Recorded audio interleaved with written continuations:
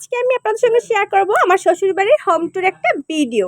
এই যে তাদের বাসার সামনে থেকে এই রকমের আসলে প্রচণ্ড রোদ, এজন্য বাহির থেকে ভিডিও করা হচ্ছে না। এখানে কিছু লাকড়ি এনে রাখছে, আসলে হঠাৎ করে বৃষ্টি পড়ছে, উঠানে লাকড়িগুলো শুকা দেওয়া ছিল, জন্য এখানে রেখে দিচ্ছে।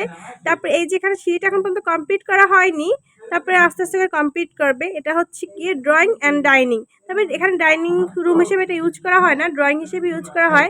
ডাইনিং রুম বাহিরে অন্য একটা আসছে, সেটাই আমরা ইউজ করি। এখানে সোফা রাখা আর একটা সুকেস রাখা, মানে ক্যাবিনেট রাখা একটা।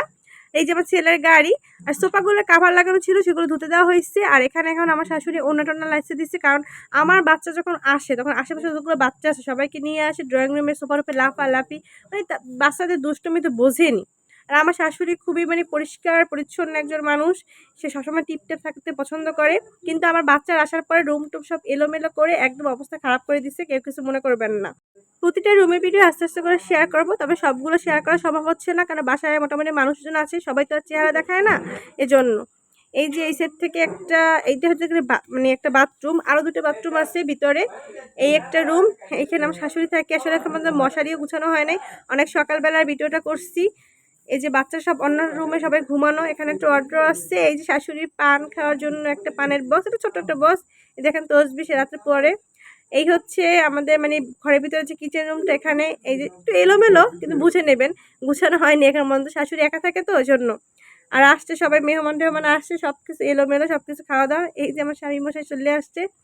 আর এই হচ্ছে গিয়ে আর একটা রুম, এখানে এই যে এখানে একটা ড্রেসিং টেবিল আছে। আসলে মানে ভিডিও করতে করতে ক্যামেরার সামনেই পড়ে। এই যে একটা আলমিরা আসছে।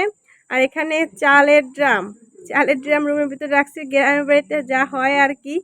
আরও যে বেডরুমগুলো আছে ওগুলো শেয়ার করা সম্ভব হচ্ছে না, ওখানে লোকজন ঘুমাচ্ছে। আসলে সবসময় সব কিছু ভিডিও শেয়ার করা হয় না, একদম অগোছালোভাবেই আমি আমার শাশুড়ির বাসাটা শেয়ার করলাম। আর ক্যামেরা জানি কেমন ঝাপসা হয়ে গেছে। এখন দেখাবো ছাদ বাগান। দেখেন আমার শ্বশুরে কিন্তু ছাদে অনেক কিছু লাগাইছে, সেটাই আপনাদের সঙ্গে শেয়ার করবো। প্রচণ্ড রোদ ছাদের উপরে। এই দেখেন ছাদটা কত সুন্দর, বিশাল বড় একটা ছাদ। এই ছাদে অনেকগুলো সবজি কিন্তু লাগানো হয়েছে।